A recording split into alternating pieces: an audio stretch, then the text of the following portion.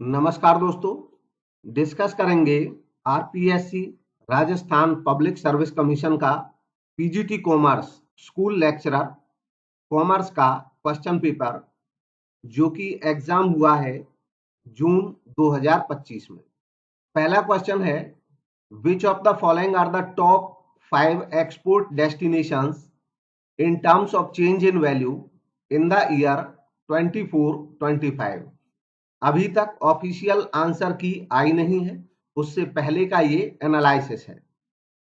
तो इस क्वेश्चन में पूछा गया है कि 24-25 में, वर्ष 24-25 में 5 ऐसे एक्सपोर्ट डेस्टिनेशन बताने हैं, इंडिया के टॉप 5 एक्सपोर्ट डेस्टिनेशन जिनमें सबसे ज्यादा वैल्यू के आधार पर बदलाव आया है, यानी कि पिछले वर्ष से इस वर्ष में किन देशों के एक्सपोर्ट में बहुत ज्यादा बढ़ोतरी हुई है, उन 5 टॉप कंट्रीज को बताना है। गिवन ऑप्शंस में सही जवाब है option third, USA, UK, Japan, UAE and France. पिछले वर्ष के मुकाबले इस वर्ष इंडियन एक्सपोर्ट्स काफी तेजी से इन कंट्रीज में बढ़ा है और ये टॉप 5 कंट्रीज हैं। नेक्स्ट क्वेश्चन है, असर्शन दिया है, रीजन दिया है। असर्शन है, value added refers to the difference between value of output and purchase of intermediate goods. एक संस्था के द्वारा जो इंटरमीडिएट गुड्स खरीदी जाती हैं और बाद में जो वो संस्था आउटपुट बनाती है, इन दोनों की कीमत का जो डिफरेंस है वो वैल्यू एडेड कहलाता है। तो सही स्टेटमेंट है। रीजन है, value added represent the contribution of labour and capital to the production process. इसका रीजन बताया है कि जो वैल्यू एडेड है वो प्रोडक्शन प्रोसेस के दौरान लेबर और कैपिटल का जो कंट्रीब्यूशन है उसको रिप्रेजेंट करता है। तो सही बात है, रीजन भी सही है और इसका जो सही जवाब है वो होगा option C. Both A and R are individually correct and R is the correct explanation of A। Third option इसका सही जवाब। नेक्स्ट है, which one of the following statement is incorrect। तो गिवन ऑप्शंस में जो इनकरेक्ट स्टेटमेंट है वो है option 2, final goods refer to those goods which are used for resale. बाकी तीनों स्टेटमेंट सही हैं, आप पढ़ सकते हैं। सेकंड ऑप्शन कह रहा है कि फाइनल गुड्स वो हैं जो रीसेल के लिए यूज की जाती हैं, तो ये सही जानकारी नहीं है। फाइनल गुड्स फाइनल यूज के लिए यूज की जाती हैं, ना कि सेल के लिए। Next, match list 1 with list 2 and select the correct answer by using the codes given below. तो इनको लिस्ट 1 और लिस्ट 2 के आइटम्स को मैच करना है पहले और फिर सही कोड का पता लगाना है। Proper use of natural resources, तो नेचुरल रिसोर्स पॉलिसी इसके लिए हो सकती है। Control and regulation of prices, इसके लिए प्राइस पॉलिसी हो सकती है। Raise the share of India in world trade, इसके लिए एग्जिम पॉलिसी। और टेक्निकल चेंजेस इन एग्रीकल्चर, इसके लिए एग्रीकल्चर पॉलिसी। तो इस तरीके से अब जो रिलेटेड कोड है वो कौन सा सही होगा, इसका सही जवाब है option 2। Next, export promotion is essential for, export promotion आवश्यक है। सही जवाब option 2, meeting import obligations. Next, economic welfare is that part of social welfare that can be brought directly or indirectly into relation with the measuring rod of money. This is the statement of, यह statement किसका है? तो सही जवाब है option A, professor Pigou. Next, raw material storage period. अब ये एक न्यूमेरिकल क्वेश्चन है, इसको सोल्व करना है और हमें निकालना है on the basis of above information the operating cycle period will be. Operating cycle period क्या होगा? तो इस क्वेश्चन में ऑपरेटिंग साइकिल पीरियड निकालना है। ऑपरेटिंग साइकिल का मतलब उस समय की अवधि से होता है जो समय व्यतीत होता है एक संस्था के द्वारा जब वो कोई काम शुरू करती है, रॉ मटेरियल खरीदती है और उससे लेकर के उस रॉ मटेरियल को बनाना, उसको बेचना, बेच करके जो पैसे उसको मिलने चाहिए डेटर से उसको वसूल करना, इस पूरे पीरियड में जितना समय लगता है वो ऑपरेटिंग साइकिल कहलाता है। तो इसमें करते क्या है, रॉ मटेरियल का स्टोरेज पीरियड 46 डेज ये ऐड कर देंगे, वर्क इन प्रोग्रेस में लगे 35 डेज ये ऐड कर देंगे और फिनिश्ड गुड्स को स्टोर करने में लगा 41 डेज, ये ऐड हो जाएंगे। डेटर कलेक्शन पीरियड के 45 डेज ये ऐड हो जाएंगे। और क्रेडिटर पेमेंट पीरियड, ये क्योंकि पेमेंट का पीरियड है, ये डेटर कलेक्शन का उलट है, ये माइनस हो जाएगा 60 डेज। इस तरीके से हमारा जो पीरियड आ जाएगा वो कितना आ जाएगा, ये कैलकुलेट करना है। इसका सही जवाब आ जाएगा option 2, 107। Next, which of the following is not A recent trend of India's foreign trade during last 5 years. पिछले 5 वर्ष के दौरान कौन सा भारत का रिसेंट ट्रेंड नहीं है, यानी कि कौन सा ट्रेंड नहीं है भारत के ट्रेड के रिलेटेड में, फॉरेन ट्रेड के रिलेशन में, यह बताना है। तो गिवन ऑप्शंस में जो सही जवाब है वो है option 3, reducing current account deficit. हालांकि करंट अकाउंट डेफिसिट में कमी आ रही है धीरे धीरे, लेकिन अभी ट्रेंड उसको कहना मुश्किल है। और बाकी चीजें जो है ये ट्रेंड है। इंक्रीज हो रहा है import crude oil and petroleum का, इंक्रीज हुआ है ट्रेड डेफिसिट चाइना के साथ, इंक्रीज हुआ है value and volume foreign trade का। वैल्यू और वॉल्यूम दोनों ही फॉरेन ट्रेड के बड़े हैं, तो बाकी तीनों ट्रेंड हैं, इसलिए 3 ही इसमें सही जवाब हो सकता है। Next, management accounting deals with, तो सही जवाब है option A, both qualitative and quantitative data. Next है, एक company manufacturing cost was found to be higher. एक कंपनी की मैन्युफैक्चरिंग कॉस्ट हायर मिली, ऊंची मिली। Management accountant analysed cost components, management accountant ने एनालाइज करे कॉस्ट के जो कंपोनेंट थे, and suggested switching to a cheaper raw material. और एनालाइज करने के बाद ये सजेस्ट किया कि जो रॉ मटेरियल है वो हम थोड़ा सस्ता खरीद सकते हैं विदाउट कंप्रोमाइजिंग क्वालिटी, और उसमें जो क्वालिटी है वो भी कंप्रोमाइज नहीं होगी। What type of management accounting function is being used here. तो मैनेजमेंट अकाउंटिंग का कौन सा फंक्शन यहाँ पे यूज हो रहा है, तो सही जवाब है option 2, decision making. X limited estimates the following data for 2025 and 26। 2025-26 के संदर्भ में एक्स लिमिटेड के ये एस्टिमेट्स हैं डेटा के, और हमें बताना है estimated amount of working capital requirement for 2025-26 by operating cycle method assuming 365 days in a year। तो इस क्वेश्चन में हमें निकालना है कि इस ईयर में कितनी वर्किंग कैपिटल की रिक्वायरमेंट होगी। वर्किंग कैपिटल मतलब वो अमाउंट जो normal day to day routine खर्चों के लिए चाहिए होता है। यहाँ पे क्वेश्चन में हमें दे रखा है उन्होंने टोटल ऑपरेटिंग एक्सपेंसेस, ये पूरे वर्ष भर के ऑपरेटिंग एक्सपेंसेस है 15,20,000। हमें निकालना है कि एक ऑपरेटिंग साइकिल में उसको कितना वर्किंग कैपिटल रिक्वायरमेंट रखना होगा। तो ऑपरेटिंग साइकिल के लिए हमें ऑपरेटिंग साइकिल निकालनी होगी। ऑपरेटिंग साइकिल जैसे अभी पिछले क्वेश्चन में निकाली थी वैसे ही निकालनी होगी। तो उसका तरीका है, रॉ मटेरियल स्टोरेज पीरियड के 40 डेज ऐड हो जाएंगे, देन फिक्स्ड गुड स्टोरेज के 20 डेज, देन कन्वर्जन पीरियड के 15 days, then debtor collection period के 25 डेज, और इसमें से 27 डेज क्रेडिटर्स पेमेंट पीरियड के माइनस हो जाएंगे। इस तरह हमारे पास पहले ऑपरेटिंग साइकिल का पीरियड निकल आएगा। तो इसको कैलकुलेट करो, ये कितना आ जाता है, 40 20 60, ये 75, और ये हो जाएगा 100 में से इसको माइनस कर देंगे तो ये आ जाएगा 73। तो 73 डेज हमारी ऑपरेटिंग साइकिल का पीरियड है। अब पूरे साल में 365 डेज हैं, 365, तो कितनी ऑपरेटिंग साइकिल बनती है ये कैलकुलेट करना है पहले। 365 को डिवाइड कर देंगे 73 से, तो ये आ जाता है कितना, ये 5 आ जाएगा, यानी कि वर्ष भर में हमारी 5 ऑपरेटिंग साइकिल्स बनेंगी। तो ये 5 आ गया। इसके बाद अब हमें पूरे साल का जो ऑपरेटिंग खर्चा है वो है 15,20,000, और 5 हमारी ऑपरेटिंग साइकिल है, तो एक ऑपरेटिंग साइकिल के लिए हमें कितना मेंटेन करना पड़ेगा, 15,20,000 को डिवाइड कर देंगे 5 से, 5 से डिवाइड कर देंगे तो एक ऑपरेटिंग साइकिल के लिए जो अमाउंट चाहिए कि वो हमारी वर्किंग कैपिटल रिक्वायरमेंट है।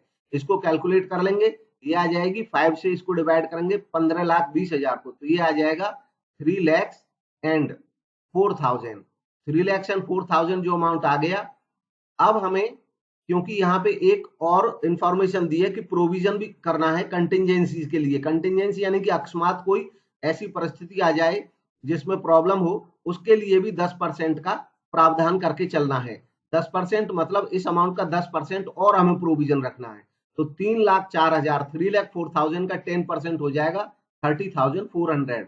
तो 30,400 रुपीज इसमें और ऐड कर दो तो 3,04,000 और 30,400, 3,04,000 and 30,400.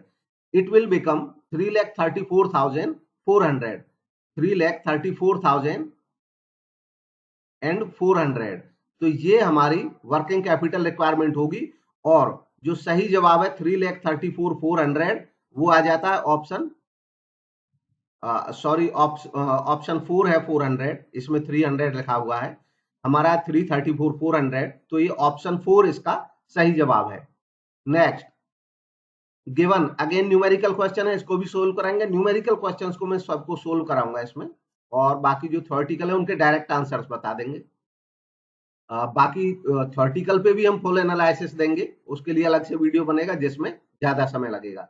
Given stock of raw material, again हमें कुछ इंफॉर्मेशन दी हुई है और हमें कैलकुलेट करना है। सबसे पहले हमें किसी न्यूमेरिकल क्वेश्चन में ये देखना चाहिए कैलकुलेट क्या करना है, वहीं से माइंड सेटअप होता है कि किस चीज को हम यूज करेंगे किसको नहीं करेंगे। अमाउंट ऑफ वर्किंग कैपिटल, अब वर्किंग कैपिटल निकालनी है तो वर्किंग कैपिटल निकालने के लिए यहाँ पे जो इंफॉर्मेशन दी हुई है वो stock of raw material, stock of work in progress, stock of finished goods, total debtors, prepaid expenses, cash and bank balances, ये सब करंट एसेट्स हैं। और trade creditors, outstanding salaries, commission received in advance, ये सब current liabilities हैं। तो होता क्या है कि जो करंट एसेट्स हैं ये भी वर्किंग कैपिटल ही होती है, लेकिन इसको ग्रॉस वर्किंग कैपिटल कहा जाता है। और जब केवल वर्किंग कैपिटल की बात होती है तो इसका मतलब नेट वर्किंग कैपिटल से होता है, और नेट वर्किंग कैपिटल होती है करंट एसेट में से करंट लायबिलिटी माइनस कर देंगे तब। तो आपको इनका सबका टोटल करना है और इनके टोटल में से ये सब का टोटल घटा देना है, करंट एसेट्स में से करंट लायबिलिटीज, जो नेट अमाउंट आ जाएगी वो हमारी वर्किंग कैपिटल होगी। तो इसमें जो नेट अमाउंट आ जाएगी वो निकल करके हो जाएगी, कैलकुलेट कर लें उसको, 5,35,000, सेकंड ऑप्शन सही जवाब। बाकी आप कैलकुलेट कर लें, कैलकुलेशन में जो सही आएगा वो सही होगा। Next, if the cut off rate, required rate of return of a project is greater than internal rate of return, we may, हमें क्या करना चाहिए। सिचुएशन है कि कट ऑफ रेट वो रेट होता है जिसकी रिक्वायरमेंट होती है किसी प्रोजेक्ट को चलाने के लिए, यानी कि हमें इतना तो हर हाल में चाहिए ही चाहिए, तब हमें जाकर के हमारी जो कॉस्ट है वो निकलेगी, उसको कहा जाता है कट ऑफ रेट। यानी कि जो रिटर्न हमको हर हालत में चाहिए, हम 10 लाख रुपया लगा रहे हैं और हमें लगता है कि हमारे खर्चे पानी इतने हैं कि कम से कम 20% का रिटर्न हमें मिलेगा तभी हम इस प्रोजेक्ट को चला पाएंगे, तो ये कट ऑफ रेट है जो हमें हर हालत में चाहिए। और इंटरनल रेट ऑफ रिटर्न होता है IRR, कि जो वास्तव में हमें रिटर्न मिलेगा, वास्तव में जो रिटर्न मिलेगा वो इतना बैठ रहा है, तो इंटरनल रेट ऑफ रिटर्न। अब ये कह रहे हैं कि जो कट ऑफ रेट है किसी प्रोजेक्ट का वो ज्यादा है इंटरनल रेट ऑफ रिटर्न के, यानी कि हमें जो चाहिए जितना रेट हर हाल में वो ज्यादा है उस रेट से जो हमें मिल रहा है, तो इसका मतलब कम मिल रहा है, हमें ज्यादा चाहिए, तो ऐसा प्रोजेक्ट हमें नहीं चलाना होगा, यानी कि हमें वो रिजेक्ट करना होगा प्रपोजल, ऑप्शन 4। नेक्स्ट है, initial outlay for a project is ₹4,10,000 from this annual cash inflows are as follows. Initial outlay किसी प्रोजेक्ट का 4,10,000, यानी कि शुरू में 4,10,000 लगाना पड़ रहा है प्रोजेक्ट में। इससे जो एनुअल कैश इनफ्लो हमारे पास आएंगे वो पहले साल 1,60,000, दूसरे साल 1,20,000, तीसरे साल 1,20,000, फोर्थ ईयर 40,000। पेबैक पीरियड निकालना है प्रोजेक्ट का। पेबैक पीरियड का मतलब उस पीरियड से होता है जितने दिन में हमारा पैसा वापस मिल जाएगा। तो हम कैलकुलेट करेंगे, पहले साल 1,60,000 आया, दूसरे साल 1,20,000 और आ गए, तो इस तरह 2,80,000 की रिकवरी हो गई। इसके बाद तीसरे साल 1,20,000 और आ गए, तो इस तरह 4 लाख की रिकवरी हो गई। अब 4 लाख की रिकवरी हमारी हो जाती है यहाँ तक, थर्ड ईयर तक, और हमने लगाए 4,10,000, तो 10,000 और चाहिए। चौथे साल टोटल 40,000 रिटर्न है, हमें 10,000 कितने दिन में मिल जाएंगे ये निकालना है। तो 40,000 का 10,000 1/4 है, एक चौथाई, यानी कि एक साल में 40,000 मिलेंगे, तो एक साल के एक चौथाई हिस्से में 10,000 मिल जाएंगे। तो 3 साल और एक चौथाई चौथे साल का, यानी कि फोर्थ, 3:1/4 दिया। नेक्स्ट, अगेन ये एक न्यूमेरिकल क्वेश्चन है, इसमें निकालना क्या है पहले ये देख लेते हैं। On the basis of profitability index, PI के बेस पर rank the above investment proposal. Profitability index के आधार पे इन्वेस्टमेंट प्रपोजल को रैंक करना है। प्रॉफिटेबिलिटी इंडेक्स निकालने का तरीका होता है कि जो हमें यहाँ पे नेट प्रेजेंट वैल्यू, दी हुई है और इनिशियल इन्वेस्टमेंट दिया हुआ है। फॉर्मूला होता है किसी भी प्रोजेक्ट का प्रॉफिटेबिलिटी इंडेक्स निकालते हैं तो उसकी प्रेजेंट वैल्यू जो होगी ऊपर रखते हैं और इनिशियल इन्वेस्टमेंट नीचे रखते हैं। तो अब यहाँ पे इनिशियल इन्वेस्टमेंट दिया है, प्रेजेंट वैल्यू ना दे करके इन्होंने नेट प्रेजेंट वैल्यू दी है। नेट प्रेजेंट वैल्यू का मतलब होता है कि present value minus initial investment. तो प्रेजेंट वैल्यू के लिए हमें इनिशियल इन्वेस्टमेंट और प्रेजेंट वैल्यू ऐड करनी होगी, यानी कि 250 प्लस 60 और 250 प्लस 60 हो जाएंगे 3,10,000 और अपॉन इन्वेस्टमेंट 250।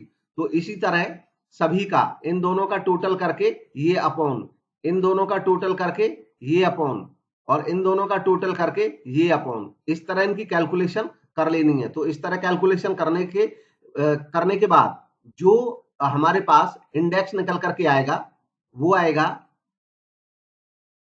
ए जो प्रोजेक्ट है इसका इंडेक्स आएगा 1.24, बी का निकल करके आएगा 1.22 समथिंग, सी का निकल करके आएगा 1.13 और डी का निकल करके आएगा 1.15।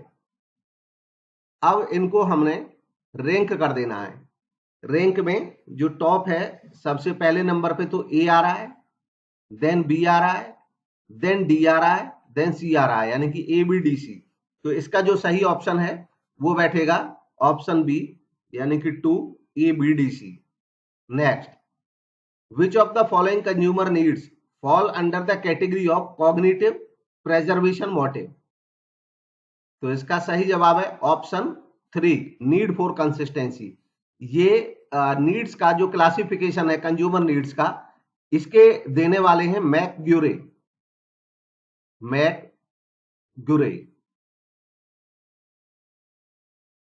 इसको आप रीड कर लें, आगे भी ये काम आ सकती हैं।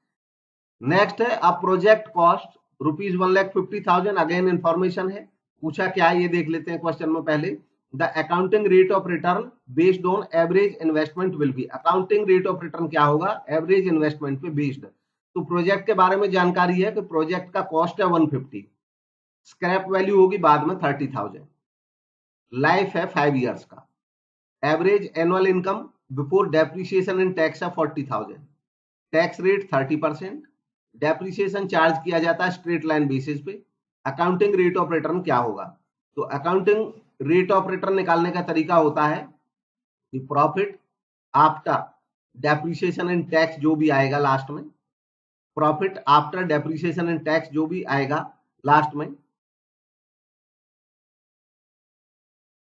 प्रॉफिट आफ्टर टैक्स कह सकते हैं, अपॉन प्रोजेक्ट का जो यहां पे उन्होंने कहा है कि वो बेस होना चाहिए एवरेज इन्वेस्टमेंट पे। तो एवरेज इन्वेस्टमेंट निकलता है प्रोजेक्ट की कॉस्ट, यानी कि ये शुरू में उस प्रोजेक्ट की वैल्यू थी, और स्क्रैप वैल्यू यानी कि लास्ट में ये प्रोजेक्ट की वैल्यू है। तो इन दोनों का एवरेज, तो 150 और 30 का एवरेज निकालना होगा। 150 और 30 का एवरेज निकलेगा 150 प्लस 30,000 डिवाइडेड बाई 2। तो इनका एवरेज निकल करके आ जाएगा 90,000। तो 90,000 तो ये आ गया और इनटू हो जाएगा 100। तो अब हमें प्रॉफिट आफ्टर टैक्स और निकालना है। यहाँ पे प्रॉफिट आफ्टर टैक्स के लिए हमें दिया है profit before depreciation and tax 40,000। तो 40,000 में से पहले डेप्रिसिएशन घटाएंगे।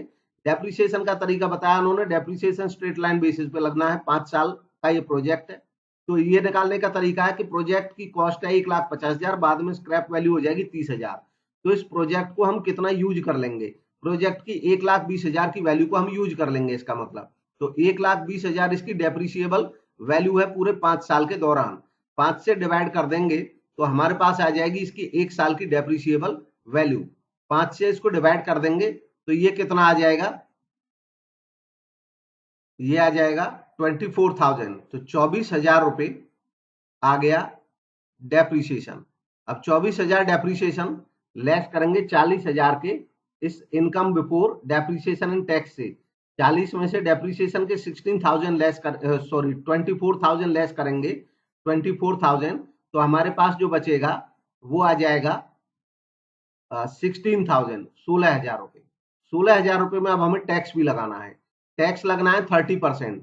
तो 16,000 का 30% हो जाएगा, ये 16,000 का 30% निकालेंगे, ये हो जाएगा 4,800। 4,800 इसमें से माइनस करेंगे तो हमारे पास आ जाएगा प्रॉफिट आफ्टर टैक्स, और ये निकल करके आ जाएगा 11,200। अब 11,200 ये आ गया, यानी कि ये पीएटी की जगह अब हम लिख सकते हैं 11,200। तो आप ये समझिए 11,200 अपॉन 90,000 इंटू 100, डबल जीरो से डबल जीरो गई, इस डबल जीरो से ये डबल जीरो गई, 9 से इसको डिवाइड कर दें, ये कितना आ जाता है, ये आ जाएगा 9 1 जा 9, 2 बचेगा, इसके बाद चला जाएगा 9 2 जा 18, तो ये बच जाएगा 4 बच जाएगा, और यहाँ पे पॉइंट लग जाएगा, फिर 9 4 जा 36, 9 4 जा 36, फिर इतना ये जाता रहेगा, तो 12.44%, 4 इसका सही जवाब आ जाएगा। Next, what is the chance that leap year selected at random will contain either 53 Sundays और 53 मंडेज। यहाँ पे क्या चांस है कि जो लीप ईयर सिलेक्ट किया जा रहा है एट रैंडम, हमने कोई लीप ईयर, कोई भी लीप ईयर ले लिया, उसमें 53 संडे हो या 53 मंडे हो, ये पूछा है। 53 संडे भी हो सकते हैं या 53 मंडे भी हो सकते हैं, दोनों ही केस में, और वो मतलब वो हम ये मानेंगे कि ये हमारी सफलता है, सक्सेस है। तो अब इसके आधार पर प्रोबेबिलिटी हमें चेक करनी है क्या चांसेस होंगे इस चीज के। तो कोई भी लीप ईयर जो होता है उसमें जो टोटल डेज की संख्या हो जाती है वो हो जाती है 366। अब 366 का मतलब होता है कि उसमें 52 वीक्स पूरे पूरे हो जाएंगे और प्लस 2 डेज और हो जाते हैं। तो 52 वीक्स का मतलब है कि 52 तो संडे भी होगा और 53 मंडे भी हो गए। तो सॉरी, 52 संडे भी है और 52 मंडे भी है, क्योंकि हर वीक में हर डे होता ही होता है। बात है कि 53 संडे या मंडे होने चाहिए। तो इसका क्या होगा, इसके लिए ये कह रहे हैं कि हमारे पास 2 दिन बचे हुए हैं। अब ये हफ्ते में होते हैं 7 दिन, तो हफ्ते के जो 7 दिन होते हैं उसमें ये हमारे पास 2 दिन है, तो 2 दिन में से संडे या मंडे की संभावना हमें देखनी है। तो पहला हम देखेंगे संडे की संभावना क्या है। तो ये जो 2 दिन है इसमें चाहे पहला दिन संडे हो जाए या दूसरा दिन संडे हो जाए, 7 दिन होते हैं हफ्ते में, उसमें से 2 दिन बचे हैं, तो पहला दिन संडे हो जाए या दूसरा दिन संडे हो जाए, हमारे 53 संडे हो जाएंगे। तो इसका मतलब संडे होने की संभावना जो है वो कितनी होगी, पहले वो निकालेंगे, वो होगी 2/7, क्योंकि हफ्ते में 7 दिन होते हैं और दोनों में से एक भी सफल हो जाता है, तो ये 2/7 हमारा हो गया 53 संडे होने की संभावना। अब देखेंगे 53 मंडे होने की संभावना, यही बात मंडे पे भी लागू होती है कि चाहे पहला दिन मंडे हो जाए या दूसरा दिन मंडे हो जाए, तो 53 मंडे हो जाएंगे, 52 पहले ही हो चुके हैं, तो उसकी भी संभावना 2/7 है। अब यहाँ पे ये पूछ रहे हैं कि चाहे ये हो जाए चाहे ये हो जाए। तो अब इसमें एक प्रॉब्लम ये है कि अगर मान लो हम ये लेके चल रहे थे, अगर ये संडे होता, अगर ये संडे होता तो नेचुरली संडे के बाद मंडे आता है, तो ये जो 2 दिन है वो एक ही ऑप्शन में फेल हो जा रहे हैं दोनों, तो इसलिए ये माइनस हो जाएगा इनमें से। तो 1/7 माइनस कर देंगे, तो 2/7 प्लस 2/7 माइनस 1/7, और ये रह जाएगा 3/7, और 2 इसका सही जवाब। Next, what is the probability of getting 4 heads when 5 coins are tossed. 5 coins से हमारे पास उनको टॉस करते, तो ये 5 कॉइन्स जब टॉस होंगे तो टोटल आउटकम कितने बनते हैं। 5 कॉइन्स हैं, एक कॉइन या तो हेड आ सकता है या टेल आ सकता है, तो हर कॉइन में जो आउटकम है वो 2 हो सकते हैं।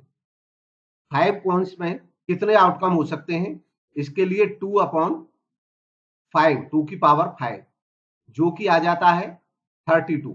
तो टोटल आउटकम जो है 32 हो सकते हैं।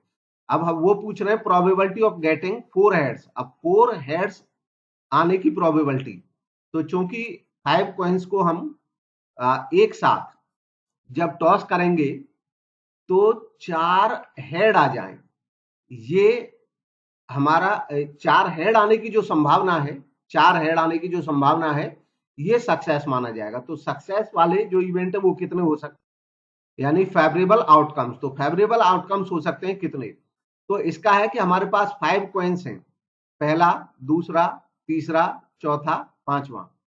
अब इसमें 4 का मतलब है कि अगर इनमें से एक भी टेल आ जाता है, एक, और बाकी चारों हेड होते हैं, तो 4 हेड्स तब आएंगे। यानी कि एक संभावना ये हो सकती है कि ये चारों हेड आ जाएं, ये टेल हो। दूसरी संभावना हो सकती है कि ये टेल हो तो ये 3 और ये हो जाएं। तीसरी संभावना हो सकती है ये टेल हो तो 2 ये और 2 ये। चौथी संभावना हो सकती है ये टेल हो और पांचवी संभावना हो सकती है ये टेल हो जाए। यानी कि 5 संभावनाएं ऐसी हैं, तो टोटल 5 आउटकम्स है, तो 5/32 आ जाएगा। ऑप्शन 1 इसका सही जवाब। Then next, the advertising schedules having periods of inactivity, यानी कि टोटल एब्सेंस इन इंटरवल। मतलब एडवर्टाइजिंग के एक ऐसे खास तरीके की बात हो रही है जिसमें एक ऐसा शेड्यूल बनाया जाए कि एक बार तो एडवर्टाइजिंग की जाए और फिर पूरी तरह से एक इंटरवल ऐसा है जिसमें एब्सेंस हो जाए, जिसमें बंद कर दें, फिर एक समय के बाद बंद होने के बाद फिर से करें, तो इसको कहते हैं flighting approach. Next, Who among the following introduced nudge theory in behavioral decision theory? nudge theory देने वाले कौन हैं? तो इसका सही जवाब है ऑप्शन ए, रिचर्ड थालेर। Next, while designing a questionnaire, a dichotomous question is defined by। dichotomous question क्या होता है? तो डिको मतलब दो से होता है, तो इसका मतलब है option C, two given alternatives, जहां पे दो अल्टरनेटिव हो। Next, Who among the following has developed semantic differential scale? semantic differential scale किसने डेवलप किया?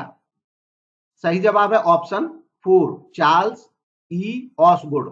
Next, among the following which is considered as socialization agent in model consumer socialization?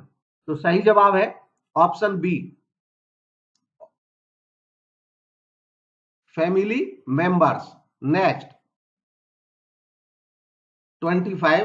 Which type of newspaper advertisement usually contains text that too in small size and sometimes a logo? कौन से advertisement हैं जो usually बहुत ही एक तो text में होते हैं, बहुत छोटे साइज में लिखे होते हैं। आप दैनिक जागरण या कोई भी कॉमन न्यूज़पेपर उठा के देख लें, उसमें ऊपर लिखा भी रहता है क्लासिफाइड। तो गिवन ऑप्शन में जो सही जवाब है वो है option 4, classified advertisement. Next, an example of rational product buying motive. Rational product buying motive का एक एग्जांपल, ऑप्शन 4, सेफ्टी सही जवाब। Next, among the following which research is exploratory और diagnostic in nature and used to understand the behaviour and generate hypothesis? सही जवाब option 3, qualitative research. Next, demonetisation of 500 and 1000 notes were announced on? तो सही जवाब है option 4, 8 November 2016। Next, which of the following is not A merit of outdoor advertising? सही जवाब है option 4, messages can be made in detail. तो outdoor advertisement में यह संभव नहीं होता है कि हम डिटेल मैसेज दे पाए। Next, dash implies transparency of management system and maximizing value for the shareholders, customers, employees, general public and government? तो गिवन ऑप्शंस में सही जवाब है ऑप्शन 4, कॉर्पोरेट गवर्नेंस की बात हो रही है। Next, which of the following is the least important factor for determining the demand for a commodity? तो सही जवाब है option A, price of factors of production. Option 1, price of factors of production. बाकी जो तीनों हैं ये डायरेक्ट डिटरमाइनिंग फैक्टर हैं, जबकि ये डायरेक्ट इंपैक्ट नहीं रखता है। Next, fiscal deficit is? तो सही जवाब है option 1, difference between total expenditure and total receipts excluding debt capital. Direct definition है फिस्कल डेफिसिट की। Next, the law of demand indicates? सही जवाब है option 3, the relationship between the price of commodity and its quantity demanded. Next, due to change in price of X commodity, the change in demand of Y commodity is termed as? तो सही जवाब है option 2, cross demand. Option 2। Next, under which article of the Constitution of India central government places annual financial statement in the parliament? सही जवाब है option 4, article 112। Next, which of the following is not the objective of fiscal policy? सही जवाब है option 2, to control credit. ये monetary policy का objective होता है, ना कि फिस्कल का। Next, which of the following is not the objective of monetary policy? कौन सा मॉनेटरी पॉलिसी का ऑब्जेक्टिव नहीं है? सही जवाब है option 2, eradication of regional disparities. ये मॉनेटरी पॉलिसी से डायरेक्ट रिलेशन नहीं रखता है। Next, which of the following statement is incorrect regarding banking sector reforms? सही जवाब है option 2, statutory liquidity ratio of bank has been increased. Increased नहीं, ये डिक्रीज्ड हुआ है बैंकिंग सेक्टर रिफॉर्म्स के बाद। Next, who is the present governor of RBI as on 30th April 2025? तो गिवन ऑप्शन में सही जवाब है option 4, Sanjay Malhotra. Who was the chairman of Banking Sector Reforms Committee 1991 in India? सही जवाब है ऑप्शन 2, एम नरसिम्हम कमेटी। इसलिए इसको नरसिम्हम कमेटी भी बोला जाता है। Next, when a teacher intends to display the data that changes continuously over period of time, then which type of graph will be used by him? कौन सा ग्राफ यूज होगा? सही जवाब है option 4, line graph. Line graph में हमें over a period of time changes दिखाई दे सकते हैं। Next, which of the following is not N example of synchronous communication? तो सही जवाब है ऑप्शन ए, वीडियो ब्लॉग्स, जिनको व्लॉग्स भी कहते हैं, क्योंकि इनको ये वन साइडेड रहते हैं, एक दफे वीडियो बना दिया और डाल दिया, बाकी में डायरेक्ट 1-to-1 बात होती रहती है, face to face. Next, which of the following statement is not related to advanced organizer teaching model? सही जवाब है option 2, it is also called exploratory model.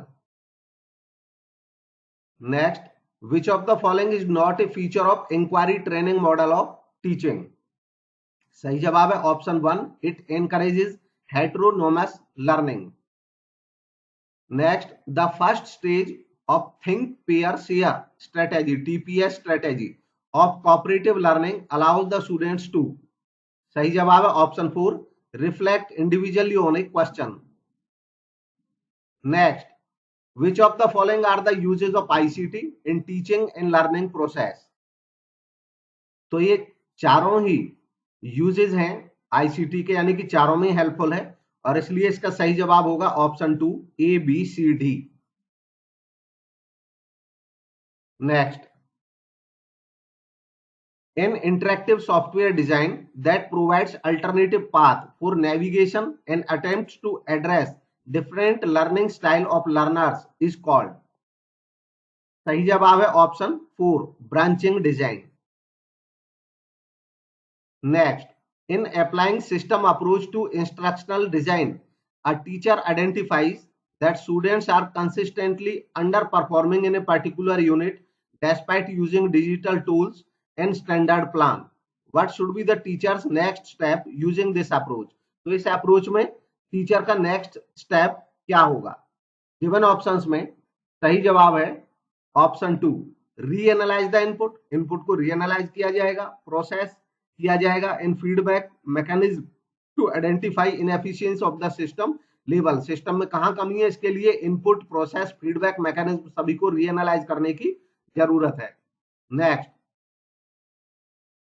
which of the following is not a paradigm for computer assisted learning advocated by Stephen Camis? सही जवाब है option 4, complementary paradigm।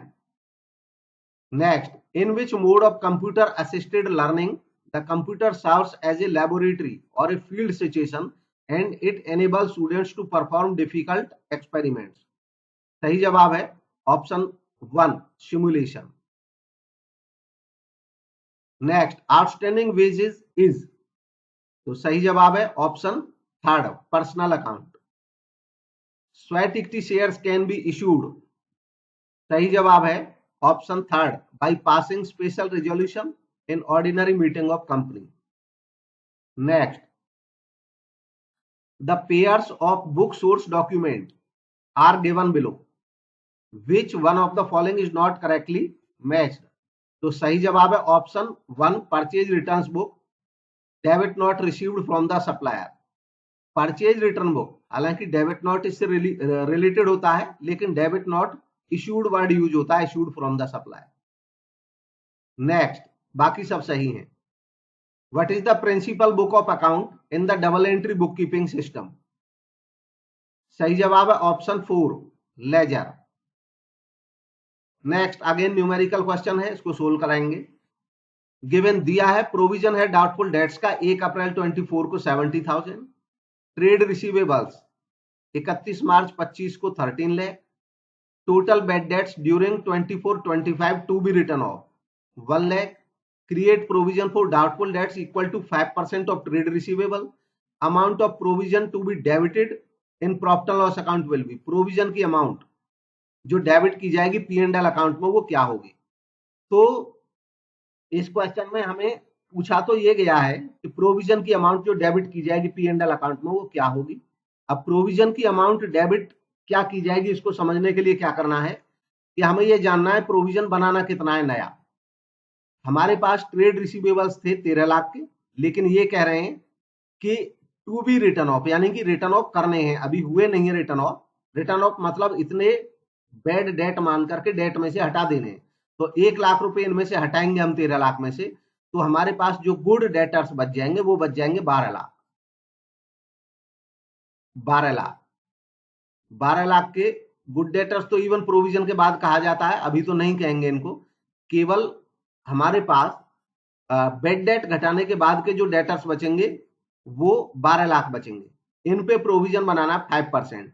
12 lakh का 5% बनाइए तो ये आ जाएगा 60,000, 60,000 रुपए। अब जो नया प्रोविजन 60,000 होना चाहिए, लेकिन पहले से ही हमारे पास प्रोविजन अवेलेबल है 70,000 का। तो कायदे में अगर केवल प्रोविजन की बात पूछी जा रही है, इसके लैंग्वेज के साथ चलें, तो इसका मतलब तो 10,000 रुपए हमें वापस करने पड़ेंगे, क्रेडिट करने पड़ेंगे P&L अकाउंट में, ना कि डेबिट। लेकिन अब इसको हम ये अज्यूम कर लें कि ये अगर सीधे ये पूछा जाए कि अमाउंट ऑफ, और 10,000 का कोई ऑप्शन है नहीं, तो अब हम फर्दर बढ़ते हैं और हम इसको ये मान लें कि अमाउंट ऑफ प्रोविजन की बजाय ये कह रहे हैं कि amount to be debited in P&L account. Amount debit कितनी होगी P&L में, तब यहाँ पे क्या होगा कि एक तो हमें ये देखना है कि बेड डेट कितने हो रहे हैं। तो बेड डेट यहाँ पे बताया है उन्होंने 1 लाख, तो 1 लाख के तो बेड डेट आप डेबिट में करेंगे। अब इसमें होता क्या है कि पूरी एडजस्टमेंट करते हैं, फाइनली कितना जाएगा P&L के अकाउंट में डेबिट में, ये देखा जाता है। तो 1 लाख के बेड डेट्स हैं और 10,000 के यहाँ पे जो डिफरेंस अभी हमने निकाला कि पहले से प्रोविजन 70,000 है और प्रोविजन अब जो वो कह रहे हैं बनाना है 60,000, जबकि 70,000 पिछले साल का ऑलरेडी उनका बनाया हुआ है। तो 10,000 प्रोविजन पिछला फालतू ही है। तो इस 1 लाख बेड डेट में से 10,000 पहले ही हमने प्रोविजन कर रखे थे पिछले साल। तो इस साल का हमें जो चाहिए P&L से वो केवल 90,000 चाहिए। इसी को सामान्य भाषा में जब लोग करते हैं एक पैटर्न अपना करके, तो इसका तरीका ये करते हैं कि बेड डेट्स प्लस ऐड करते हैं न्यू प्रोविजन, लेस करते हैं ओल्ड प्रोविजन। उसका मतलब यही होता है कि बेड डेट हमारे इतने हैं और हमें इतना प्रोविजन और करना पड़ता है तो छोड़ देते हैं, और अगर प्रोविजन वापस करना पड़ रहा है पहले ही ज्यादा है तो उसको घटाते हैं। तो 1 लाख में 10,000 घटाएंगे, 90,000 बचेंगे आपके पास। 4 इसका सही जवाब होगा, ऑप्शन 4 इस केस में। नेक्स्ट है ए trial balance will not agree if, एक ट्रायल बैलेंस एग्री नहीं होगा यदि। तो अब इस क्वेश्चन में भी ऑप्शन जो पहला है, interest received ₹5,000 posted twice, interest receive किया 5,000, पोस्टेड ट्वाइस, क्योंकि यहां पे ये कह रहे हैं पोस्टेड ट्वाइस। पोस्ट का मतलब होता है लेजर में पोस्टिंग हुई 2 बार। लेजर में पोस्टिंग का मतलब है कि हमारा ये प्राइमरी बुक्स में तो सही है, लेजर में पोस्ट करा है केवल इंटरेस्ट रिसीव्ड, तब हमने ये 2 बार वहां पे पोस्ट कर दिया है। तो इंटरेस्ट रिसीव्ड 2 बार क्रेडिट हो गया है, जबकि प्राइमरी बुक्स में सही एंट्री है। तो ये वन साइडेड एंट्री हो जाती है और ट्रायल बैलेंस एग्री नहीं करेगा ऐसा करने से। लेकिन जो सेकंड है वो भी कह रहा है total of sales book carry forward 500 instead of 5,000। Sales book का जो टोटल था वो कैरी फॉरवर्ड कर दिया हमने 5,000 की बजाय 500, मतलब 5,000 था हमारा सेल्स बुक का टोटल, लेकिन जब उसको कैरी फॉरवर्ड किया हमने तो 500 हो गए, 500 लिख दिए, तो यानी कि डिफरेंट अमाउंट हो गई, चेंज हो गई। तो जो बाकी अकाउंट्स हैं वो सही दिखाएंगे, लेकिन सेल्स अकाउंट जो दिखाएगा सेल्स बुक के बैलेंस को दिखाता है केवल सेल्स अकाउंट, वो गलत जानकारी दे देगा, तो इससे भी ट्रायल बैलेंस मैच नहीं करेगा। तो ये दोनों ही ऐसी ट्रांजेक्शन है जो ट्रायल बैलेंस को एग्री नहीं होने देंगे। बाकी ये जो दोनों है इनसे ट्रायल बैलेंस पर कोई फर्क नहीं पड़ेगा। नेक्स्ट, तो ये और ये दोनों सही हो सकते हैं। Next, furniture purchase for 5000 was posted to purchase account as 500, rectifying entry will be. Furniture खरीदा है 5000 रुपए का, तो फर्नीचर खरीदा तो फर्नीचर डेबिट होना था 5000 रुपए से, लेकिन उन्होंने कर दिया गलती से परचेज अकाउंट डेबिट, और वो भी डेबिट कर दिया 500। तो सही कैसे करेंगे? फर्नीचर डेबिट होना तो फर्नीचर को डेबिट कर देंगे 5000 से, परचेज गलती से डेबिट कर दिया 500, उसको सही करने के लिए परचेज को क्रेडिट कर देंगे 500 से, और जो डिफरेंस है वो सस्पेंस अकाउंट में रहेगा 4500। ये पहला ऑप्शन सही जवाब।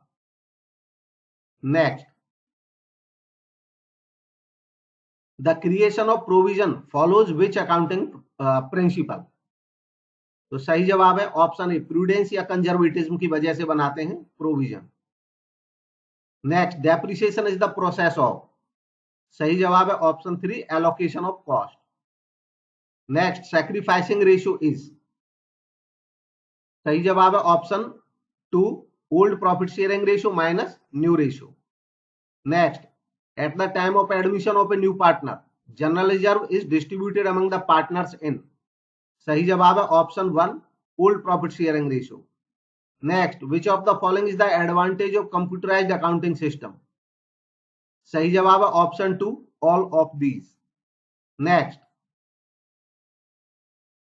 KC Limited acquired assets worth rupees 15 lakh from Priya Stores by issue of shares of rupees 10 each at a premium of 25%. The number of shares to be issued by KC Limited to settle the purchase consideration. तो हमें देखना है कि share कितने रुपए में वो दे रहे हैं। तो 10 रुपए का शेयर है, 25% प्रीमियम है, 10 रुपए का 25% निकालेंगे तो वो आ जाता है 2.5 रुपीज। इस तरह जो शेयर की कीमत है वो हो गई 12 रुपए 50 पैसे। 12 रुपए 50 पैसे का एक शेयर दे रहे हैं और इससे पेमेंट करनी है 15 लाख की। तो 15 लाख को डिवाइड कर देंगे 12 रुपए 50 पैसे से। 15 लाख को इससे डिवाइड करेंगे तो हमारे पास वैल्यू कितनी आ जाएगी, ये चेक कर लेना है। 15 लाख को डिवाइड करेंगे तो ये आ जाएगा 1,20,000, यानी कि 4 ऑप्शन इसका सही जवाब है। नेक्स्ट, गिवन इंफॉर्मेशन गिवन है और पूछा क्या है, value of goodwill under capitalization of super profit method. Goodwill की वैल्यू पूछी है सुपर प्रॉफिट मेथड के कैपिटलाइजेशन से। तो कैपिटलाइजेशन का रेट तो यही नॉर्मल रेट ऑफ रिटर्न है, यही मान लिया जाएगा, और सुपर प्रॉफिट निकालना है। तो सुपर प्रॉफिट कैसे निकालेंगे क्वेश्चन में, इसके लिए एवरेज प्रॉफिट दिया है हमें, नॉर्मल प्रॉफिट और चाहिए। नॉर्मल प्रॉफिट कैसे निकाल लेंगे, कैपिटल एम्प्लॉयड, और कैपिटल एम्प्लॉयड निकलेगी total asset minus outside liability. Total asset 1,35 lakh दिए, आउटसाइड लायबिलिटी 83 लाख, इसमें से इसको लेस करेंगे तो ये आ जाएगा 52 लाख। अब 52 लाख रुपीस जो आ गया, इस 52 लाख का हमें निकालना है नॉर्मल प्रॉफिट। नॉर्मल प्रॉफिट के लिए 12% निकालेंगे इसका, तो इसका 12% बनाएंगे, इसका 12% निकालेंगे तो ये आ जाएगा 6,24,000। अब 6,24,000 नॉर्मल प्रॉफिट है और एवरेज प्रॉफिट जो है वो 17,34,000 है। एवरेज प्रॉफिट में से माइनस कर देंगे 6,24,000, 17,34,000 में से 6,24,000 को माइनस कर देंगे तो ये कैलकुलेट होके आ जाएगा 11,10,000। 11,10,000 रुपए आ गया सुपर प्रॉफिट। 11,10,000 सुपर प्रॉफिट है। अब इसकी गुडविल निकालेंगे तो इसकी कैपिटलाइजेशन कर देंगे। कैपिटलाइजेशन का फॉर्मूला 100 अपॉन रेट, और रेट है 12, तो 100 अपॉन 12 कर देंगे। अब इसको कैलकुलेट करना है, जितना आ जाएगा इसको 12 से डिवाइड कर लें, वैल्यू निकल करके आ जाएगी, और ये वैल्यू आ जाएगी 92,50,000। तो 4 इसका सही जवाब। नेक्स्ट है, X and Y were the partners sharing profits in the ratio of 7:3. Z was admitted for 3/7 share in the profit. What will be the new profit sharing ratio of the partners? ऐसे cases में यहाँ पे Z का हमें ये तो बताया कि वो 3/7 के लिए आ रहा है, लेकिन ये नहीं बताया कि वो किससे कितना लेगा। जब ऐसा नहीं बताया होता तो ये माना जाता है कि जो पुराने पार्टनर्स हैं वो पुराने ही रेशियो में आगे भी कंटिन्यू करेंगे। तो हमें इन क्वेश्चंस में ये चेक कर लेना है, लंबी कैलकुलेशन को छोड़ करके, कि 7:3 कौन से में मेंटेन हो रहा है, तो सबसे पहले तो इसी में मेंटेन हो रहा है, लेकिन इनका तो मेंटेन हो रहा है। अब देखेंगे क्या इसका ये 3/7 के इक्विवेलेंट है, तो 3/7 कैसे निकालेंगे, 7 3 10 और 7 17, टोटल 17 होता है, तो 7/17 को 3/7 नहीं बोल सकते, यानी कि ये ऑप्शन नहीं है। इसमें 7/3 का कोई रिलेशन बन ही नहीं रहा है, इसमें फिर 7/3 का रिलेशन बन रहा है, इसको चेक करेंगे और इसमें है ही नहीं, तो इसका मतलब आंसर तो यही है। फिर भी इसको भी चेक कर लेंगे पूरा कि ये जो 15 है यानी कि थर्ड वाले का ये 3/7 है कि नहीं है, तो 14 और 6 20 होता है और 20 और 15 ये हो जाता है 35, तो 15/35 करके देखो, 15/35 करेंगे तो इसको अब यहाँ पे आपस में काट देंगे, तो ये चला जाएगा 5 3 जा 15 और 5 7 जा 35, यानी कि ये भी 37 मेंटेन हो रहा है और ये पुराना उनका मेंटेन हो रहा है, तो यही इसका सही जवाब है, ऑप्शन 3।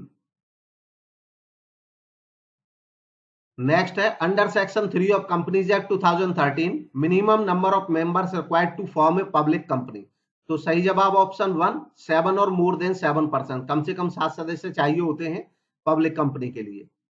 नेक्स्ट है जेड लिमिटेड ने अलॉट किए 15,000 equity shares to the applicants of 21,000 shares on pro rata basis पे, प्रोराटा बेसिस पे जेड लिमिटेड ने जिन लोगों ने 21,000 के लिए अप्लाई किया उनको 15,000 शेयर अलॉट किए। The amount payable on application was 3 पर शेयर, एप्लीकेशन पे 3 रुपए पर शेयर पेबल था। एन है कोई मिस्टर एन, उसने अप्लाई किए थे 630 share. Number of shares allotted and amount carried forward for the adjustment against allotment due from him will be, तो उससे ड्यू अमाउंट कितना होगा कैरी फॉरवर्ड के लिए, तो ये पूछा है।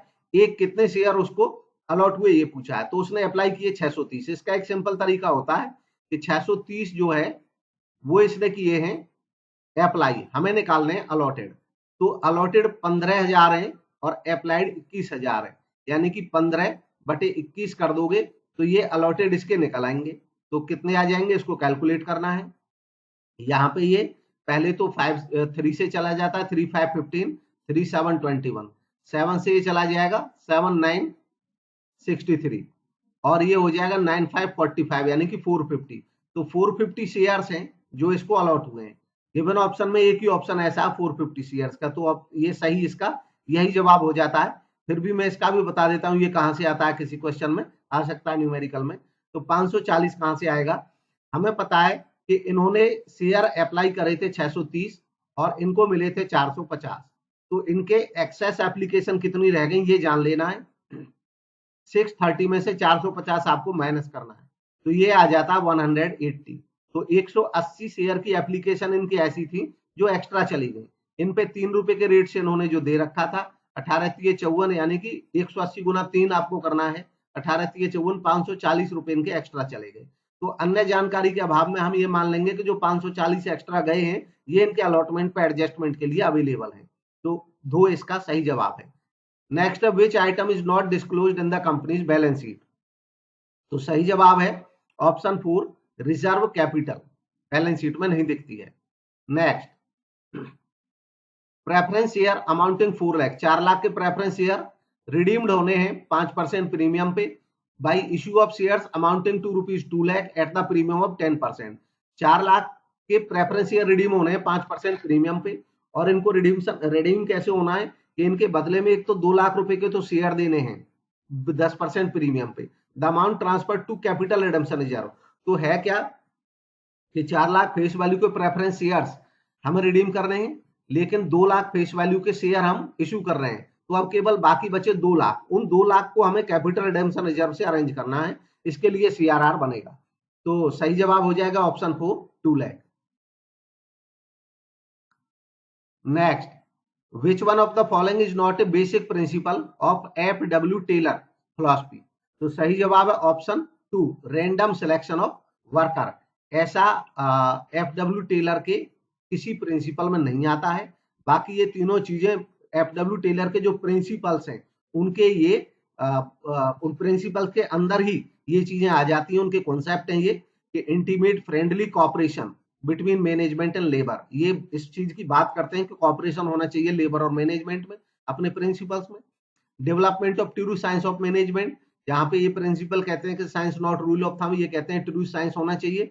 Then scientific education and development of worker होना चाहिए, तो ये तीनों हैं इनके प्रिंसिपल्स में, जबकि सेकंड नहीं है। Which one of the following statement is correct, कौन सा करेक्ट है? जो सही जवाब है option 4, joint Hindu family business में ओनली करता है अनलिमिटेड लायबिलिटी, ये सही स्टेटमेंट है। Next, according to section 7 of Indian Partnership Act 1932, in which kind of partnership no provision is made as to the determination of partnership, तो सही जवाब है option 1, partnership at will. Next है, a partner whose association with the firm is unknown to the general public, इसको कहते हैं secret partner, option 3।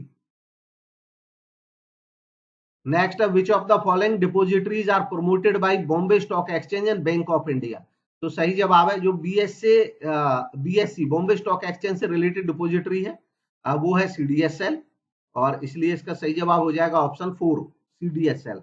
जो NSDL है ये एनएससी के से रिलेटेड है।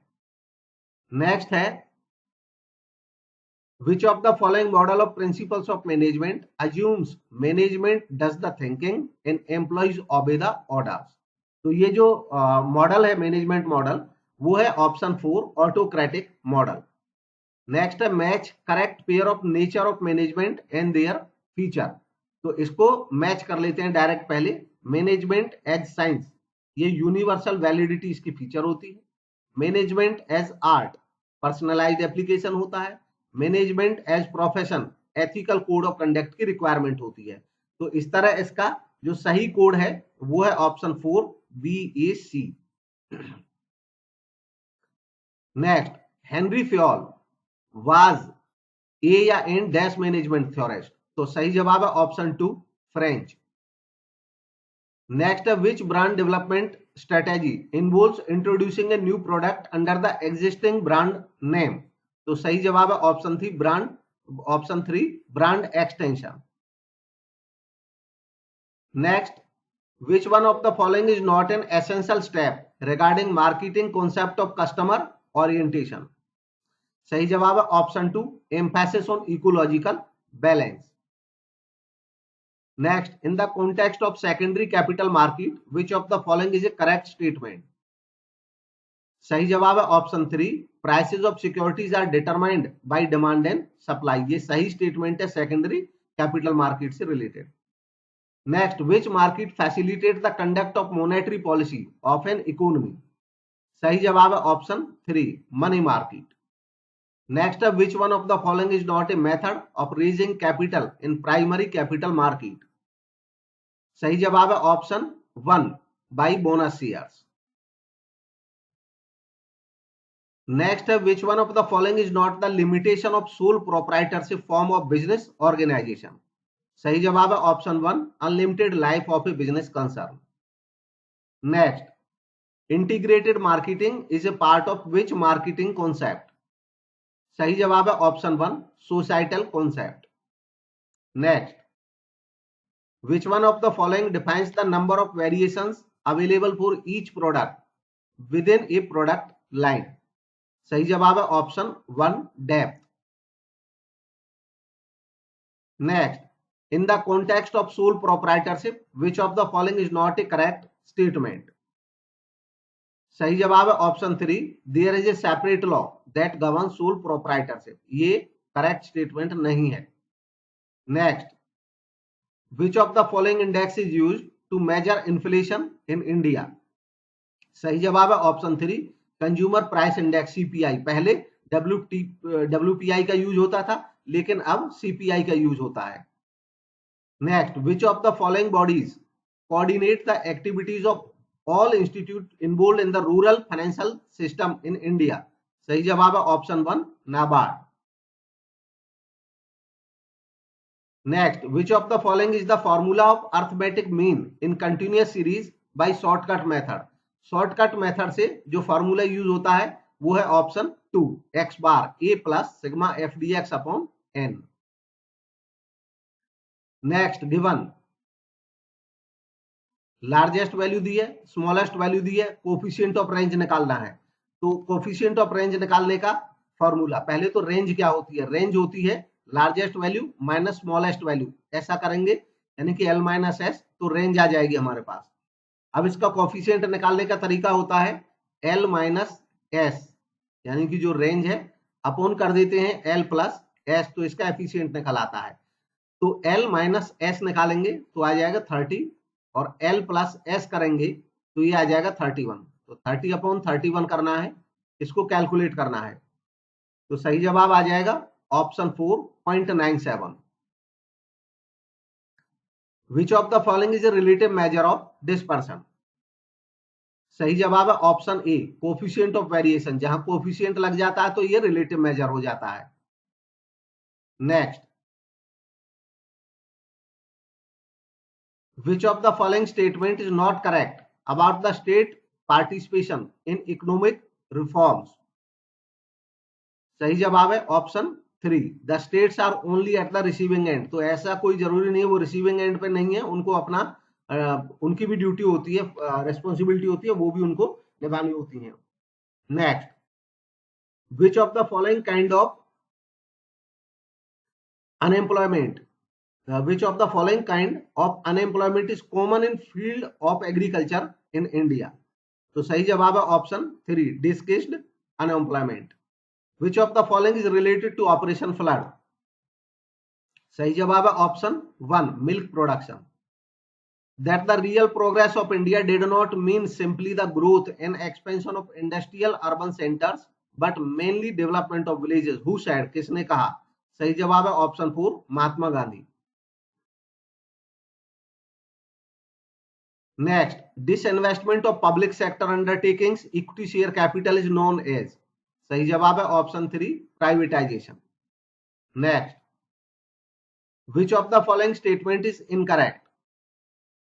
सही जवाब है option 4, structural reforms aim to provide immediate support to balance of payment. Structural reforms जो होते हैं वो लंबी अवधि के होते हैं, ना कि immediate short term के। तो 4 इनकरेक्ट है, बाकी करेक्ट है। Next, under whose prime ministership of India economic reforms were initiated? सही जवाब है option 4, Narasimha Rao. Next, globalization is the modern version of. सही जवाब है option 1, export oriented development theory. Next, which of the following period in Indian planning were considered as plan holidays? सही जवाब है option 4, year 1966 से लेकर 69 तक. Next, balance sheet provide information about financial position of the enterprise. सही जवाब है option 4, at a point of time. Next, comparative financial statements are also known as. सही जवाब है option 3, horizontal analysis. Next, which of the following is not the key issue of rural development? सही जवाब है option 2, slum clearance. ये शहरी समस्या है. Next, when a statistical series is divided into 2 equal parts, it is known. सही जवाब है option 1, median. Next, where mean 3 है and standard deviation 2.65 है, तो कोफिशिएंट ऑफ स्टैंडर्ड डेविएशन क्या होगा? तो इसका फॉर्मूला होता है स्टैंडर्ड डेविएशन को मीन से डिवाइड कर देना है, 2.65 को 3 से डिवाइड कर देना है। तो इसका सही जवाब आ जाएगा option 1.88. Next, a firm had current asset of 1,50,000. After making a payment of current liability amounting to 30,000, its current ratio is 3:1. The current liability before making the payment was. तो क्वेश्चन में कहा गया है फर्म की current asset 1.5 lakh की है, इन्होंने एक पेमेंट कर दी 30,000 की करंट लायबिलिटी की। इस पेमेंट को करने के बाद करंट रेशियो रह गया 2:1। तो करंट लायबिलिटी क्या होगी बिफोर मेकिंग ऑफ पेमेंट? तो सबसे पहले इसी को सोल्व करते हैं। 2:1 इनका करंट रेशियो जो है वो इस लायबिलिटी की पेमेंट करने के बाद है। लायबिलिटी की पेमेंट से पहले इनकी जो करंट एसेट थी वो 1,50,000 थी। जब उन्होंने 30,000 की लायबिलिटी की पे करी तो नेचुरली लायबिलिटी तो कम हुई 30,000 से और एसेट भी कम हुई होगी 30,000 से, क्योंकि 30,000 का कैश चला गया। तो ये 1,50 से कम होकर के इस पेमेंट के बाद जो करंट एसेट्स हैं वो 1,50 से 30,000 माइनस कर दो, 1,20,000 की रह गई होंगी। यानी कि जब ये 1,20,000 की ये करंट एसेट्स हैं उस समय का ये रेशियो 2:1 है। तो इसका मतलब करंट एसेट 120 है, तो इसका मतलब करंट लायबिलिटी जो है इसकी हाफ है 60,000, यही 2:1 बनता है 60,000। तो 60,000 करंट लायबिलिटी कब है? पेमेंट करने के बाद। तो पेमेंट करने के पहले कितनी होंगी, तो 60,000 में 30,000 जोड़ दो, 90,000। सही जवाब option 4 90,000। Next, a company is required to prepare its balance sheet in the format given in dash of the Companies Act 2013. सही जवाब है option 3 schedule 3 of part 1। Next, in common size balance sheet इनमें से कौन सा सही होगा, तो सही जवाब है option 2 figure of total asset is assume to be 100। Total asset side का टोटल और लायबिलिटी साइड का टोटल दोनों को 100 मान लिया जाता है। Next, which one of the following statement is not true in reference of owner's equity? तो सही जवाब है option 4 it reflect the excess of firms liabilities over assets. तो ऐसा नहीं है, ये सही नहीं है ओनर्स इक्विटी के बारे में, बाकी ये तीनों सही हैं। Next, Yuvraj securities private limited is a financial enterprise, it classified the following transactions as cash flow from operating activities. ये ट्रांजैक्शंस है, युवराज सिक्योरिटीज प्राइवेट लिमिटेड, ये सिक्योरिटीज फाइनेंशियल सिक्योरिटीज की बात संभवतः यहाँ पे हो रही है। ये फाइनेंशियल एंटरप्राइज है, यहाँ पे बताया ही हुआ है इन्होंने फाइनेंशियल एंटरप्राइज है। इन्होंने क्लासिफाई करी है कुछ transactions cash flow operating activities के तौर पे, ये चारों। विच of the about transaction is wrongly classified, कौन सी गलत क्लासिफाई कर दी है, तो देखिए ऑप्शन डी इसका सही जवाब होगा, क्योंकि डिविडेंड पेड चाहे कैसी भी संस्था है, चाहे वो फाइनेंसिंग है नॉन फाइनेंसिंग है, ये सबके लिए फाइनेंसिंग एक्टिविटी होता है डिविडेंड पेड, क्योंकि ये अपनी कैपिटल पे दिया जाता है डिविडेंड, अपनी शेयर कैपिटल पे। तो इसलिए इसका जो सही जवाब हो जाएगा वो option 2 only D. Next, match list 1 with list 2। तो लिस्ट 1 और लिस्ट 2 को मैच करना है। डायरेक्ट मैच करते हैं। Payment to acquire fixed assets, ये किस टाइप की एक्टिविटी है, तो ये इन्वेस्टिंग एक्टिविटी होती है, फिक्स्ड एसेट्स को बेचना खरीदना। पेमेंट ऑफ इनकम टैक्स, जब तक ये अन्य किसी खास कैपिटल रिलेटेड इनकम से रिलेटेड ना हो तो नॉर्मल इनकम जो टैक्स होता है वो operating activity. Payment of dividend, ये सभी के लिए फाइनेंसिंग एक्टिविटी। तो अब इसको मैच कर लेते हैं। ये आ जाता है 3 देन 1 देन 2, यानी कि सही कोड इसमें आ जाएगा option A. Next, in A company the non current investment on March 31, 24 was rupees 6,80,000। एक कंपनी के नॉन करंट इन्वेस्टमेंट 31 मार्च 24 को 6,80,000 थे, जबकि 31 मार्च 25 को एक साल बाद 5,60,000 है, तो कुछ कम हो गए इन्वेस्टमेंट। अब इन्होंने कहा ड्यूरिंग द ईयर कंपनी ने सेल किए हैं 40% of its original investment at a profit of 1,68,000। Then cash outflow would be, cash outflow क्या होगा, ध्यान दें इन्होंने कैश आउटफ्लो पूछा है। कैश आउटफ्लो होता है जब हम कुछ परचेज करेंगे, सेल करेंगे तो कैश इनफ्लो होता है। तो यहाँ पे जो सेल वाला मसला है, हमें देखना है कि जरूर कुछ परचेज हुआ होगा और इसकी पहचान यहां से होती है कि ओपनिंग में कितना था और लास्ट में कितना है। अगर कोई जानकारी नहीं होती तब तो ये ओपनिंग से लास्ट में कम हो रहा है तो सेल ही माना जाता है, लेकिन सेल ऑलरेडी दे रखा है। उन्होंने कहा है कि साल के दौरान 40% ओरिजिनल इन्वेस्टमेंट जो थे वो बेच दिए, तो 6,80,000 के 40% इन्होंने बेच दिए। 40% बेच देने का मतलब है कि 60% बचे रहे। तो पहले आप निकाल लो इसका 60%, जो बेच दिए वो बेच दिए, उनसे कैश इनफ्लो होगा, आउटफ्लो से कोई लेना देना नहीं है। तो आप सीधे आ जाए आउटफ्लो निकालने के लिए, जो बच गए वो निकालो पहले। 40% बिक गए, 60% बच गए। 6,80,000 का 60% निकालना है, तो 60% कितना हो जाएगा, 6,848 और 6,636 और 440, यानी कि ये आ जाएगा 4,08,000। तो 4,08,000 रुपए 60% है 6,80,000 का। अब आप देखें कि 4,08,000 जो ओरिजिनल वाले हैं वो तो यही बचे हैं, लेकिन लास्ट में तो 560 दिख रहे हैं, तो ज्यादा दिख रहे हैं, इसका मतलब बाकी जो बैलेंस है वो इन्होंने खरीदा है। तो 560 में से ये 4,08,000 आपको माइनस कर देना है, तो कितना बच जाता है, ये बच जाता है 1,52,000। 1,52,000 देख लें, ऑप्शन इसका 1 सही जवाब है। Next, which of the following is considered to be the normal loss of material. इनमें से नॉर्मल लॉस ऑफ मटेरियल कौन सा है, सही जवाब है option 2 loss due to breaking the bulk, यानी कि ब्रेकिंग द बल्क जो नॉर्मल प्रोसेस होती है, हमारे पास ज्यादा सामान आया, उसको टुकड़ों में पैकेज करते हैं छोटे छोटे हिस्सों में, उस दौरान सामान उतारने में, चढ़ाने में, पैक करने में कुछ लॉस हो जाते हैं, वो नॉर्मल लॉस होता है। Next, identify the incorrect statement. सही जवाब है option 1, unit fixed cost increases with rise in output. ये इनकरेक्ट स्टेटमेंट है, क्योंकि यूनिट जो फिक्स्ड कॉस्ट है, पर यूनिट फिक्स्ड कॉस्ट, जब आउटपुट बढ़ेगा तो वो कम होती है, ना कि बढ़ती है। बाकी तीनों सही हैं। Next, relevant data of worker are as below. कुछ डेटा दिया है रेलिवेंट, यानी कि हम देखेंगे क्या निकालना है।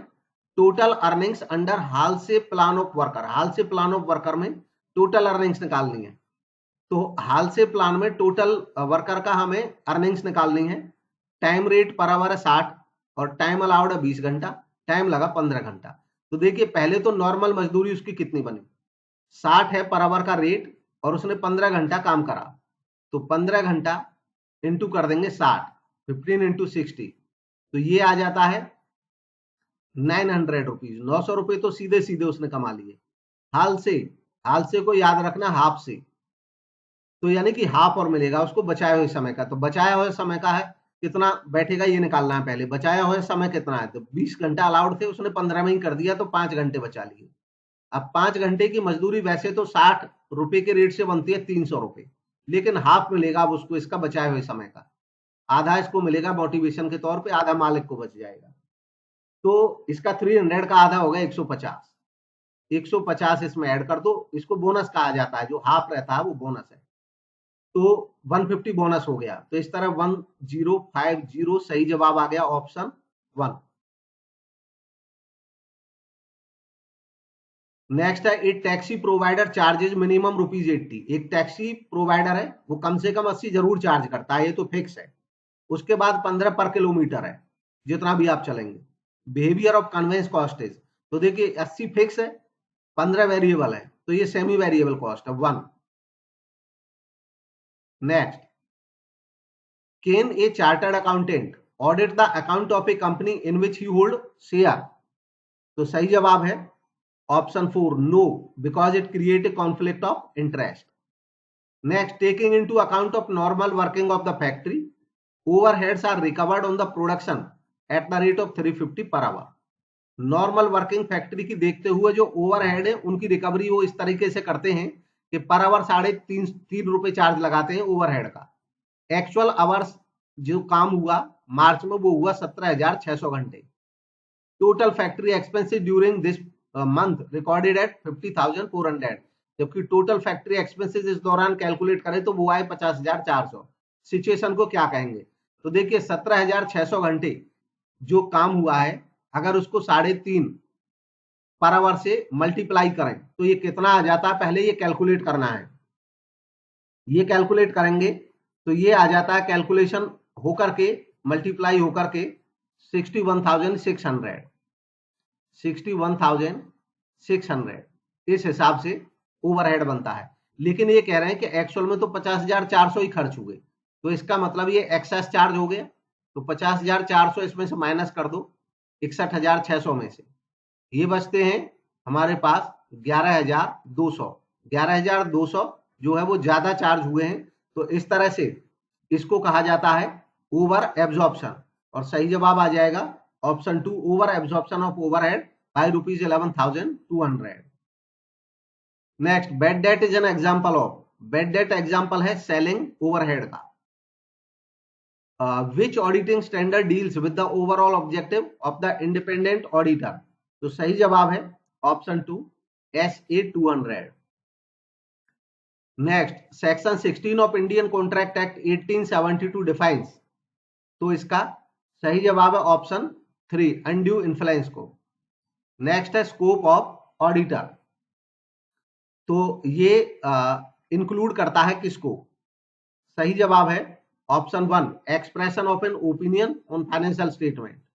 नेक्स्ट है, an agreement enforceable by law is a contract, ये डेफिनेशन किस सब सेक्शन में दी है, कॉन्ट्रैक्ट एक्ट में, इंडियन कॉन्ट्रैक्ट एक्ट में यह बताना है। तो सही जवाब है option 1, section 2H। Attempted performance is also known as, तो सही जवाब है option 3, tender. Next, which of the following statement is incorrect, सही जवाब है option 2, authority can not be delegated. Next, which one of the following is not treated as consumer in Consumer Protection Act 2019? सही जवाब है option 1, buying या obtaining goods for commercial purpose, ये consumer नहीं माना जाएगा। Next, A buys a packet of chips on which manufacturing date is missing, situation violate which right of consumer. Date नहीं लिखी है पैकेट पे, कौन सा कंज्यूमर का राइट वायलेट हो रहा है, उसको सूचना नहीं मिल रही है। तो सही जवाब है option 4, right to be informed. Next, under which section central consumer protection authority is established by central government.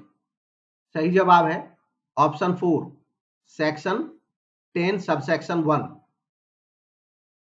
Next, the post distribution model of performance appraisal relies on the assumption that employees, सही जवाब है option 1, are distinguishable and their number conforms to a normal frequency distribution. Next, which plans often include their mission and goals as they are the basis for action steps? सही जवाब है option 3, strategic plans. Next, which one of the following is a modern control technique? सही जवाब है option 2, management audit. Next, induction and orientation programmes provide information about. सही जवाब है option 4, mission and vision of organisation. Next, an employee who promotes innovation among other employees of an organisation is called intrapreneur. Option 4, अंतः उद्यमी। Next, when parties replace an existing inferior contract with a new superior contract, this result in discharge of contracts by। सही जवाब है option 1, operation of law. which one of the following is related with emotional capital of human resource? सही जवाब है option 4, sociability। which type of entrepreneur lacks innovation and enjoys working on something new or creative? सही जवाब है option 3, artistic। Next, which of the following is not a key element of entrepreneurship? सही जवाब है option 3, invention। Next, as per World Bank World Development Indicators 2015, what was India's per capita GNI gross national income at market prices in 2014? सही जवाब है option 2, $1570। Next, a quasi contract is based upon।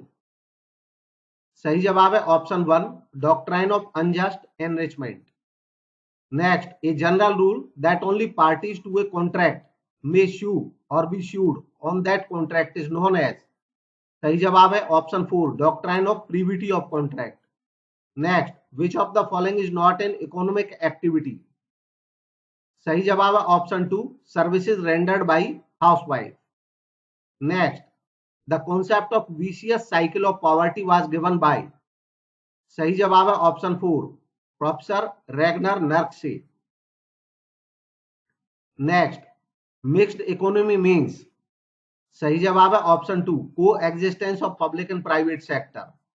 Next, as per the first advance estimate released by NSO Ministry of Statistics and Programme Implementation, the real GDP growth for the year 24-25 is estimated at.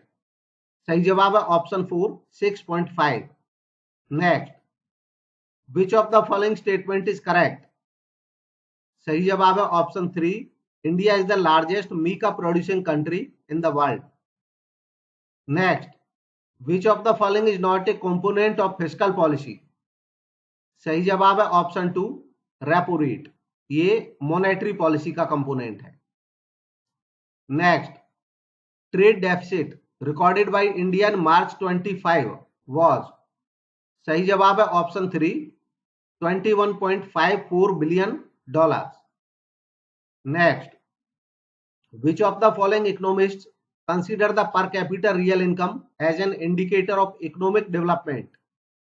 सही जवाब है option 3, Simon Kuznets. Next, which of the following is not a key characteristic of Indian economy? सही जवाब है option 3, advanced level of technology. Next, which of the following is not correct about the multi-dimensional economic policy? सही जवाब है option 4, elevation of rural poverty only. तो ये था question paper RPSC का। काफी अच्छा पेपर था, स्टैंडर्ड अच्छा मेंटेन किया था, सिलेबस से रिलेटेड था सब। कुछ चीजें डीप जरूर थी, ये अलग बात है। एक दो क्वेश्चंस में एम्बिगिटी थोड़ी सी लग रही है। ओवरऑल पेपर बहुत अच्छा है, बड़े अच्छे लेवल का है, मेरिट भी अच्छी जाएगी।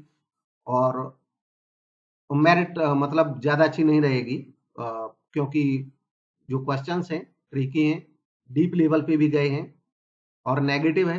तो मुझे लगता है कि अगर 60% बीकेसी का बन रहा है जनरल कैटेगरी में, बाकी सब एडजस्ट कर लें, तो वो क्वालिफाई करेंगे इस एग्जाम को।